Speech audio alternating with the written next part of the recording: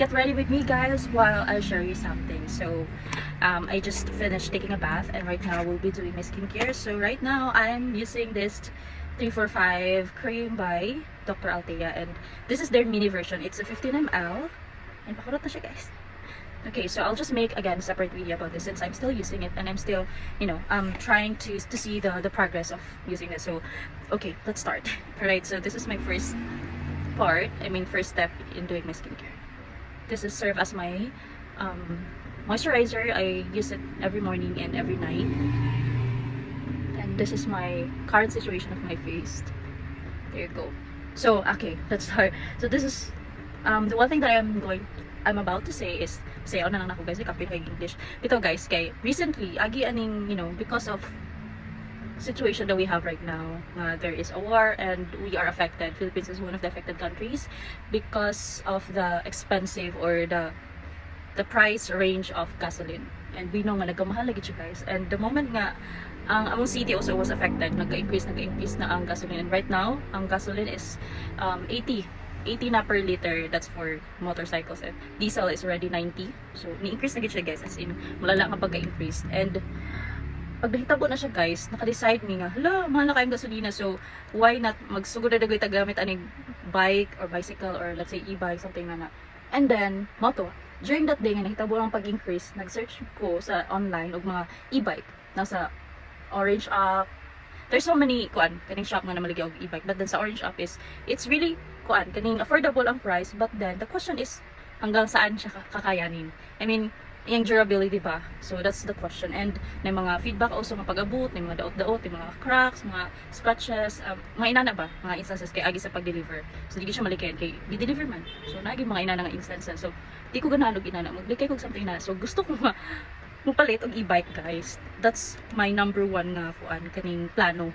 Gusto kong palit og e-bike. And then while looking for good e-bikes online, nagsikog search, search ko mga videos, anything related sa e-bike, like atong mga tao nga naka-experience nag-driving an e-bike, using an e-bike, and there are a lot of like mga brands nga namaligi og e-bike, like something ana. And then suddenly nakita nakaano sa akong attention, nag-search ko nga kana maybe na namaligi og e-bike diri sa among city, which is Dipolog City. So nangita ko, nag-search ko, and then nakakita ko, guys, there is one brand nga known po siya nga brand, hindi lang siya basta-basta nga brand. It's the brand name is Yadea. That's the company name. It's Yadea. They are selling electric bike. Kita mo sticky. Okay, they're selling electric bike, guys, and they already have a branch there sa Muang City, which is really great. Okay, 'di ba? First time, and then bago pa gid sila, guys, kay baguro mo ko kabantay sa dato, but wala pa ko nakasulod, wala pa ko naka-visit sila ang store. Kay syempre gahuna na pagod mo pa di pagita ka ba mo drive, practice pa ko drive, guys.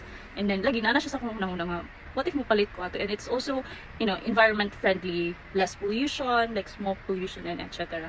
And then good siya, like good siya as of this moment, kaya sa nagkamahal ang ano. So moto nag-search ko mga anything related sa Yadea, mga tao nga naka-experience na naka-drive na og Yadea, ano ba, basta daghan na kay ko sa ako ang newsfeed, guys, puro na e-bike nasa newsfeed sa ako ang TikTok. And then one day yesterday gid, guys. So na-curious ko kay, di ba, na may branch diri nga Yadea sa among city, but then wala pa gid ko kita og tawo nga nagamit or nag-drive Yadea within the city. Wala pa ko kita. Gusto ko makakita like someone nga mag-drive og Yadea diri sa among city. And then gahapon, guys, padulong ko sa ako ang trabahoan, like sa Germes yun, kung gitrabahoan ko school. Guys, for the first time and forever, first time gyud ko nakakita, like wala pa man gyud ko naka-visit sa ilang store, right? So wala ko kita gyud like personally sa itsura ng Yadea nana, but I've seen a lot of videos. Padalahiya gyud ko sa personal. Guys, first time and ever gahapon nakita ko isa ka tawo gyud nag-drive siyang Yadea, guys. And then padulong ko sa akong school. Hala! As in, excited ko sa nga tanan do dito ko Yadea sa lain to, pero nalipik ko, guys, kinakita lagi ko isa ka tawo, nakita na ko someone nga nag-drive og Yadea e-bike diri sa among place, diri sa among city, and super happy kay ko, guys. Feeling ako, I think this is the sign already. Okay? So no, pila na to ka weeks na ko siya gihunaw na nga magkuan lagi ko, mag-e-bike lagi ko, but then mag-practice ako drive. So mo to siya, guys, nakita ko Yadea kahapon, nag-drive siya og Yadea, and then anak ko yung kigimo do niya hafal himo do niya hafal. So lucky day ito siya, as in na-amaze kay ko, lamig siya gukdon, lamig siya duulo ni pangutan ko yaw sana kamusta ang Yadea, ano pagana ko siya interviewon, pero ako di pa ganang self-schedule mo ko ato. Guys, na-miss ko for the first time gid kita gid ko Yadea diri sa city, like as in close up kay duol kay siya sa ako ang pananaw ko. My gosh, gusto ko nga, I'm one of those kaning kuan pioneer one of those kaning someone ba nga mag-drive og e-bike diri sa city nang mo diri sa among lugar. No, na-excite kay ko guys. Agi bitaw ato na kay murag di ko mahimutang nga magita ko mag-video gahapon pero na ako sa school no disi po mag-vlog ko dito pero mo to siya guys. Di ba nadugay kay ko agi lang sa agi sa pagkuan. Agi sa Lagi sa akong mga gipang shopper guys. Yan. Nindot ko ayos siya lang taon sa in person. For the first time, kita ko Yadea in person. And it's one of a good brand good guys. Kaya search biya po ko no. Search po ko about sa mga batteries na And I think makasave ra pud ba? Makasave ra pud siya and makahelp pud siya sa environment kay less naman og kuan fuel, diba? And it's safer than something na and hindi ko kailangan iparehistro sa LTO ang motor kay e-bike man siya. But then ang akong goal karon kasi na ko siya nahaon. Ako sa una ako pag-drive kaya di ko kabalo drive guys. Nag-practice pa ko and then akong uyab ang gatulo na kong drive and ana siya. Napa ko sa 3% out of 100%. O inana ko kalala. Mag-overthink ko guys. Then masayop din ko sa panabat din makapadagan ako guys. Pero di siya as in like always nga kanong 9 straight. So lagi mga times nga, you know, napagyo ko sa beginner level pag yun. Kung ako pang uyab 3% palagi akong progress. Inana pa ako kalala 3%. Di pa na ako makontrol ang pag-ana jing. Pero ako siya makontrol guys. Mabaliktad na ako. Ang paana pa. Basta mabaliktad na ako siya guys. Buong gid ko.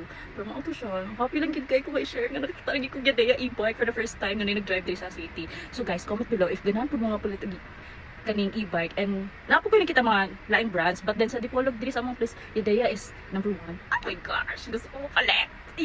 Pero okay, kwarta. Magtigong pa ko. So, more to siya guys ang akong share. So, nalangan na kay ko sa katanan 8 minutes na ang mahimutang. But anyways, manari ko sa akong klase sa kuan sa sige na lang writerly and nakatulog ko ka klase karon kay tulog naman ko akong slots yun. And yeah, so far so good man. Wala naman po ko. First ay lagi kani ako ang batasan ba nga dali kay ko maboard. Pala ka nang karami kang balik-balik ra ang routine.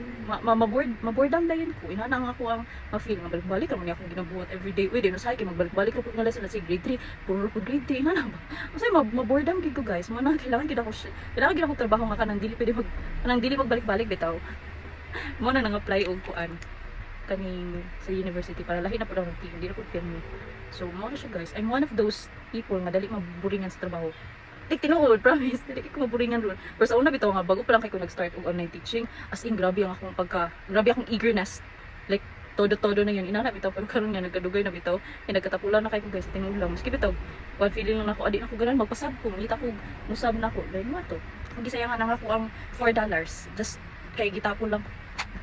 Diba, malibog ka kung sa man gini, ningkamot ka ron sa ba. Pero guys, ningkamot biya ako. Pero, yeah, maulit to siya guys. Again, I'll make a separate video about this. Kaya hapit na siya murag. I'm gonna make also a video kung hanggang saan kayang 15 ml aning T45. But, all I can say guys is nag-check out ko og the bigger size candy. Ulat yun ako nga mag-sale sila naka 800 plus na guys. And 50 ml na siya. This is 15 ml. Ang akong gi-order is ang 50 ml. 50 ml, which is the bigger size ani. And kani siya 15 ml. And we'll see kung hanggang saan ang kanyang kaya. And guys, all I can say is dili ko order og another nga bigger version ani if I'm not satisfied with this. But again, I'll make a separate video with that. So I think that's it. Kimurag 10 minutes na. Pwede siya ipag-edit and everything. So that's it guys. Thank you so much for watching. Bye!